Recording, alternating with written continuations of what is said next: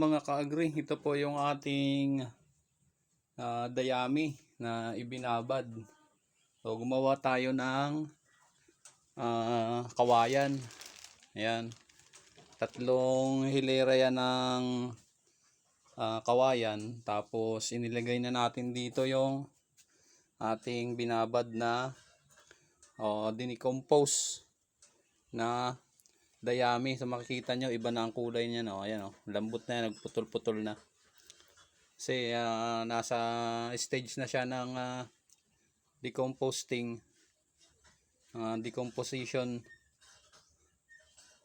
Ayan, oh. So lalagyan natin yan ng binhi. So hindi ko na na-videohan nung nilalagay natin ito. Lalagyan natin ng binhi. Gagamitin na binhi mga ka-agri. So isang timba siya. So bali 4 na packs lang to ng ating ginawa na binhi. So lalagay lang natin dito. Ayan, pa ganyan lang. Bubod lang natin.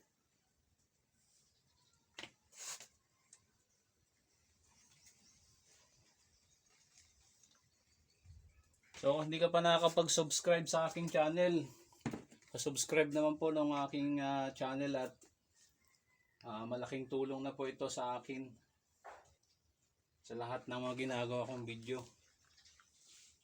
Ayan, lagay lang natin dito sa ibabaw.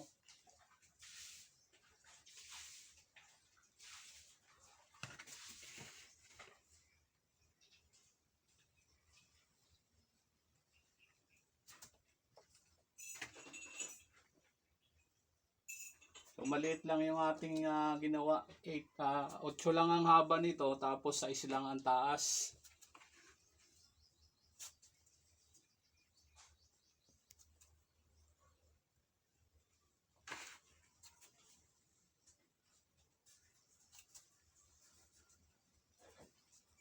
Ayan, kung bago ka pa lang at hindi ka pa nakakaranas magtanim ng kabuting saging, so bagay na bagay yung video na to para sa iyo, para magkaroon ka ng idea sa pagpapatubo ng kabuting saging. So ito po ay dayami, yung ating ginamit na substrate o yung ating tatamnan. So dito naman tayo sa second layer.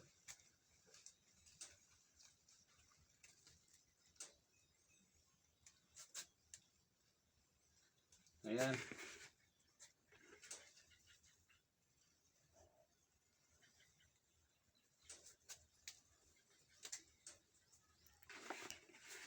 I-stop muna na.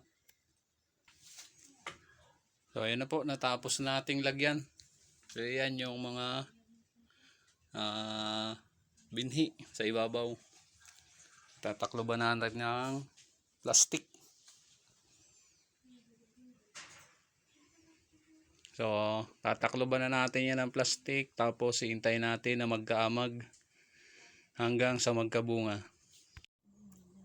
Yan, ito na mga ka-agri, nalagyan na po natin ng plastic yung ating ginawa na taniman ng ating kabuting saging gamit ang dayami. Tatakloban natin yan ng manta para madilim, para mabilis kumalat yung amag. Yan, kung hindi ka pa nakapag-subscribe, pa-subscribe naman po ng aking channel.